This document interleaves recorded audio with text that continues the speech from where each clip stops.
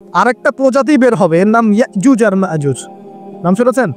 এই যে এই সূরার মধ্যেই আছে, এই সূরা কাহফের কথা বললাম না, সূরা কাহফের পিছনের দিকে আছে ইন্না ইয়াজুজ ওয়া মাজুজ মুফসিদুনা ফিল আরদ।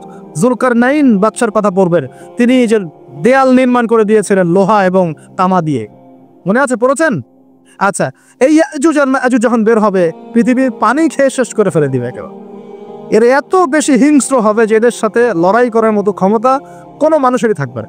এমনকি ঈসা আলাইহিস সালামেরও নয়। ঈসা আলাইহিস সালাম তুর পাহাড়ে চলে যাবেন মুসলিমদেরকে নিয়ে, তুর পাহাড়ের ভিতরে মুসলিমরা সেখানে লুকিয়ে থাকবে, পৃথিবীর মেসাকার অবস্থা হয়ে যাও, পৃথিবীর পানি খেয়ে শেষ করে ফেলে দিবে হিংস্র প্রজাতি। তখন ঈসা আলাইহিস সালাম আল্লাহর কাছে দোয়া করবেন, আল্লাহ এই বিভৎস জাতিকে ধ্বংস করো। আল্লাহ রাব্বুল আলামিন তখন ওই ইয়াজুজ আর মাজুজের এই কাঁধে, ঠিক কাঁধের মাঝখানে একটা ভাইরাস জন্ম দিবেন। কি জন্ম দিবেন?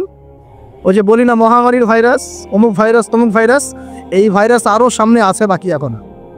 ওই ভাইরাসে, ওই পোকায়, ওই ব্যাকটেরিয়া বা যেটাই হোক আল্লাহ পাক যাই দিবেন, এতে করে ইয়াজুজ আর মাজুজের পুরো প্রজাতি ধপ ধপ করে মারা যাবে। মানে এটা ছোঁয়াচে রোগ হবে। কি রোগ হবে? ছোঁয়াচে। ঠিক যেমন আমরা একটু করোনা দেখলাম না, একজন থেকে আরেকজন, একজন থেকে আরেকজন, এরকম জিনিস চলবে আরো বিশ্বে। আর এখনকার নতুন রিসার্চ হচ্ছে ওই সাইবেরিয়া অঞ্চলের যে বরফগুলো আছে না, ওর নিচে এই 1 লাখ বছর, 1.5 লাখ বছর, 2 লাখ বছর আগের ভাইরাসগুলো নতুন করে জায়গা শুরু করেছে এখন। হ্যাঁ, এগুলো বিজ্ঞানীরা বলছেন যে এগুলো আবার কোন দিন জানি পৃথিবীতে আত্মপ্রকাশ করা শুরু হয়। সবকিছুই ঘটবে। বিশ্বটার খুব রহস্য আছে, বিশ্বটার অনেক রহস্য আছে। আল্লাহ পাক এগুলো খেলার ছলে সৃষ্টি করেন নাই, পরীক্ষা। লিয়াবলুয়াকুম আইয়ুকুম আহসানু আমালা, আল্লাহ পাক বলেছেন। এরপরে ইয়াজুজ আর মাজুজের সব প্রজাতি মারা যাবে। নবীজি বলছেন জমিনে কোনো জায়গায় ফাঁকা থাকবে না, সমস্ত জায়গাতেই ওদের দেহ পড়ে থাকে। আল্লাহু আকবার। এরপরে ঈসা আলাইহিস সালাম আল্লাহকে বলবেন, আল্লাহ জমিনটাকে পবিত্র করে দাও। আল্লাহ পাক কি করবেন জানেন? বড় বড় নখরওয়ালা, বড় বড় নখ আছে, নখ দেখেছেন? বড় বড় নখওয়ালা একটা স্পেশাল প্রজাতির পাখি আল্লাহ পাঠাবেন। কি পাঠাবেন? পাখি। এটা কোন পাখি, কি নাম আমরা জানি না, মহাবিশ্বের কোন জায়গা থেকে আসবে তাও জানি না, পৃথিবীতে আসে কিনা তাও জানি না, আল্লাহ পাঠাবেন। আবাবিল, তয়রন আবাবিল, যখন আল্লাহ পাখি পাঠিয়েছিলেন না, ওয়ারসালা আলাইহিম তয়রন আবাবিল, আসলে ওই পাখির নাম কিন্তু আবাবিল না, আবাবিল মানে ঝাঁকে ঝাঁকে। তো ওই পাখি কি আর দেখা গেছে? ওই রকম করে পাথর কেউ নিক্ষেপ করেছে? আর ঠিক এরকম করে এই এক শ্রেণীর পাখি আল্লাহ পাঠাবেন যাদের নখগুলো খুব বড় বড় হবে, বিশাল বিশাল নখ। এই নখগুলো দিয়ে তারা দেহগুলোকে উঠাবে, উঠিয়ে নিয়ে কোথায় যে ফেলে দেবে আল্লাহ ভালো জানে। সুবহানাল্লাহ, আল্লাহু আকবার। আল্লাহ পাক বিশ্বে কত কি বাকি রেখেছেন এখন। এরপরে আল্লাহ পাক কি করবেন জানেন? আল্লাহ পাক বৃষ্টি বর্ষণ করবেন। এত বেশি বৃষ্টি হবে, এত বৃষ্টি হবে, জমিন ধুয়ে পরিষ্কার হয়ে যাবে। হাদিসে আসছে জমিন একদম চকচক করবে, জমিনটা পরিষ্কার হয়ে চকচক করতে থাকে। এরপরে কারণ ওই ভাইরাস তো ধুইতে হবে না, ভাইরাসকে ধুয়ে সব সাফ করতে হবে। তারপরে ঈসা আলাইহিস সালামের সময়ে বলা হচ্ছে, তার সময়ে একটা ডালিম, ডালিম দেখেছেন কিনা? আনার ডালিম, এই ডালিমের যে খোসা হয় না, এই ডালিমের খোসার নিচে একটা পুরো পরিবার আশ্রয় নিতে পারবে। কি বুঝলেন? এত বড় বড় ফল হবে, এত বরকত হবে জমিনের মধ্যে। কখন বরকত হয়? যখন একটা জনপদের অধিবাসীরা আল্লাহর সামনে আত্মসমর্পণ করে, তখন আল্লাহ বরকত দেয়। আমরা কি আত্মসমর্পণ করছি? এই জন্যই তো অর্থনৈতিক মন্দা চলছে। এমনি নাকি? সুদ খাচ্ছেন, দিব্যি ঘুষ খাচ্ছেন, দুর্নীতি করছেন, জেনা করছেন, মানুষের সম্পদ আত্মসাৎ করছেন, মাপে কম দিচ্ছেন, আবার নামাজও পড়ছেন, মাশাআল্লাহ। তো বরকত কোত্থেকে আসবে? তো বরকত কখন আসে? যখন একটা কম আল্লাহর সামনে সম্পূর্ণ আত্মসমর্পণ করে।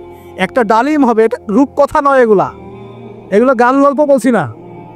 এই প্রতিটা কথা আল্লাহ পাকের ওহী থেকে আসছে, এর একটা কথাও মিথ্যা হবে না ইনশাআল্লাহ তাআলা। বিশ্ববাসীরা দেখবে একটা ডালিমের নিচে একটা পরিবার আশ্রয় নিতে পারবে। এত স্পেসিফিকলি বলা হয়েছে হাদিসগুলোতে। নবী সাল্লাল্লাহু আলাইহি ওয়াসাল্লাম বলেছেন যে 10 জন ঘোড়সওয়ার, কয়জন ঘোড়সওয়ার? 10 জন ঘোড়সওয়ার বের হবে ইমাম মাহদির সময়, যারা খোঁজ নিতে যাবে যে দেখি দাজ্জাল বের হয়েছে কিনা। ঘোড়ায় করে খোঁজ নিতে যাবে, দেখি দাজ্জাল বের হয়েছে কিনা। ওই 10, নবীজি বলছেন আমি ওই 10 জনের নামও জানি, ওদের বাবার নামও জানি। সুবহান। এত স্পেসিফিক জ্ঞান দেওয়া হয়েছে আল্লাহর পক্ষ থেকে নবী সাল্লাল্লাহু আলাইহি ওয়াসাল্লামকে। তার হাদিস থেকে বলছি ডালিমের নিচে পরিবার আশ্রয় নিতে পারো।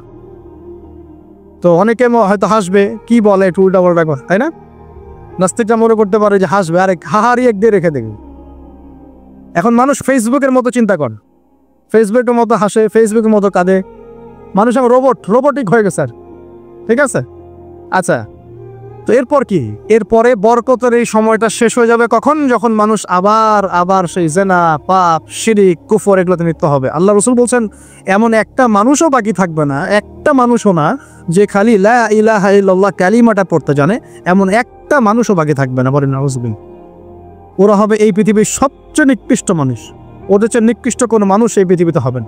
এখনো কি এরকম সময় আসে নাই? এখন কি লা ইলাহা ইল্লাল্লাহ আছে না? পূর্ণাঙ্গ প্রয়োগটা নাই, কিন্তু কালিমা তো আছে কি না? তখন নবীজি বলছেন এমন একটা যুগ আসবে যে লা ইলাহা ইল্লাল্লাহ বলার মতো একটা মানুষ খুঁজে পাওয়া যাবে না, আর মানুষ রাস্তাঘাটে কুকুরের মতো জেনা করবে। রাস্তাঘাটে কুকুর যেমন সঙ্গম করে না রাস্তাঘাটে, ওই রকম করে মানুষ রাস্তাঘাটে জেনা করবে। ওই সময়ে আল্লাহ রাব্বুল আলামিন পশ্চিম দিক থেকে সূর্য উঠাবেন। কোন দিক থেকে? সূর্য সত্যি সত্যি পশ্চিম দিকে উঠবে। পৃথিবী একদিকে ঘুরছে না এখন, কে জানে আল্লাহ পাক পৃথিবীর ঘূর্ণন থামিয়ে উল্টা দিকে ঘোরাতে পারেন না? অবশ্যই পারেন। আল্লাহ পাকের জন্য এটা খালি বলা কুন ফায়াকুন, হও হয়ে যাও, ব্যাস। পুরো বিশ্বের বড় বড় ডিপার্টমেন্টগুলো কারা নিয়ন্ত্রণ করছে? আমরা নিয়ন্ত্রণ করছি? জি না। এমনকি খ্রিস্টানরাও নিয়ন্ত্রণ করছে না, বরং ওরাই নিয়ন্ত্রণ করছে। আপনাকে গভীরে ঢুকতে হবে তো। তার মানে সে আত্মপ্রকাশ না করলেও তার অনুসারীরা তো মাশাআল্লাহ শক্তিশালী হয়ে গেছে কিনা? তার মানে সময় কাছে না দূরে? কাছে। এটা বোঝার জন্য কি ভবিষ্যৎবাণী করা লাগে, গণক হওয়া লাগে, জ্যোতিষী হওয়া লাগে? এটা বোঝার জন্য কোরআন সুন্নাহর সাথে শেষ জামানের স্টাডি করলেই হয়। Economics, world affairs, history study করলেই বুঝতে পারেন, হৃদয়ের চোখ খুলে যাবে ইনশাআল্লাহ। আল্লাহ পাক বোঝার তৌফিক দান করুন। এখন সে বের হয়ে বিশ্বটাকে শাসন করবে ঠিকই, কিন্তু তার সাথে লড়াই করার ক্ষমতা ওই সময় মুসলিমদের থাকবে না। তখন আল্লাহ পাক পাঠাবেন ওই যে সত্যিকারের মাসিহ ঈসা আলাইহিস সালাম। তাকে পাঠাবেন। তিনি নামবেন সিরিয়ায়। কোন দেশে? সিরিয়ার দামেস্কে তিনি নামবেন দুজন ফেরেশতার কাঁধে ভর দিয়ে। তখন তার চুলগুলো দিয়ে টপ টপ করে মুক্তার মতো পানি ঝরতে থাকবে, এমনটা হাদিসে বলা হয়েছে। সুবহানাল্লাহ। এত স্পেসিফিকলি হাদিসে বলা হয়েছে এটা হবে, এইটা হবে, ওইটা হবে, একদম স্পেসিফিকলি। তারপরে ঈসা আলাইহিস সালাম তিনি যখন ওই মুসলিমদেরকে পেয়ে যাবেন, তাকে ইমামতি করতে বলা হবে। ঈসা আলাইহিস সালাম বলবেন, না, আমি ইমামতি করতে পারবো। ইমামতি এই উম্মতের জন্যই করা হয়েছে। বলেন সুবহানাল্লাহ। আমাদের ইমাম ইমামতি করবেন, তিনি পিছনে মুক্তাদি হবেন। একজন নবী মুক্তাদি হবেন আর ইমাম ইমামতি করবে। চিন্তা করতে পারেন? এরপর নামাজ শেষ হওয়ার পরে বলবেন তিনি, দরজা খুলে দাও, দরজা খুলে দাও। এটার ব্যাখ্যা আমার কাছে মনে হয় হয়তোবা তখন অবরোধ থাকবে, অবরোধটাকে তিনি ভেঙে দিতে বলবে, হয়তোবা, আল্লাহ ভালো জানেন। দরজা খুলে দাও এর ব্যাখ্যা কি হতে পারে? কিসের দরজা খুলে দাও? কিসের বাঁধন খুলে দাও? নিশ্চয় একটা বাঁধনে মুসলিম থেকে বেঁধে ফেলা হবে। তিনি ওটার বিরুদ্ধে মুসলিম থেকে ঝাঁপিয়ে পড়তে বলবেন। তখন দাজ্জালের সাথে তার দেখা হবে। কোন দাজ্জাল? সত্যিকারের দাজ্জালের সাথে ঈসা আলাইহিস সালামের দেখা হবে। এবং ঈসা আলাইহিস সালামকে দেখা মাত্রই দাজ্জাল গলতে শুরু করবে। কি করবে? গলতে শুরু। লবণ যেমন গলে যায় না তাপ দিলে, এমন করে গলতে শুরু করবে। এবং ঈসা আলাইহিস সালামের নিঃশ্বাসে আল্লাহ পাক একটা অন্যরকম ক্ষমতা দিবেন। ঈসা আলাইহিস সালামের নিঃশ্বাস যতদূর পর্যন্ত যাবে দাজ্জাল পালাতে থাকবে।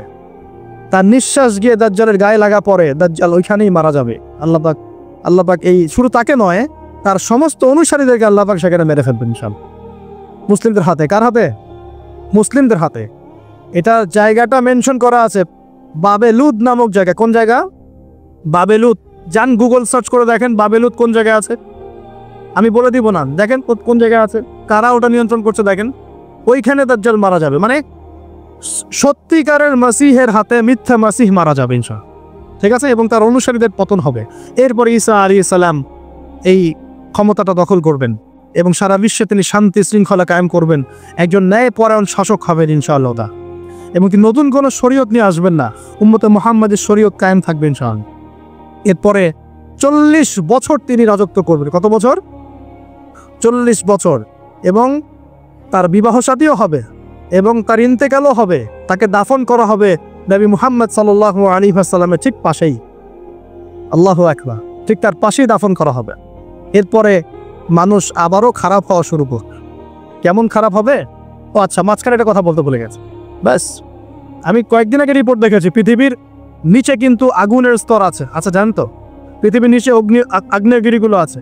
পৃথিবীর ভিতরে একটা ঘূর্ণন হয়, সেই ঘূর্ণনের দিক পরিবর্তন হচ্ছে দিন দিন, এমনটা রিপোর্ট এসেছে। দেখেন, আপনি ইন্টারনেট ঘাটাঘাটি করেন, দেখেন।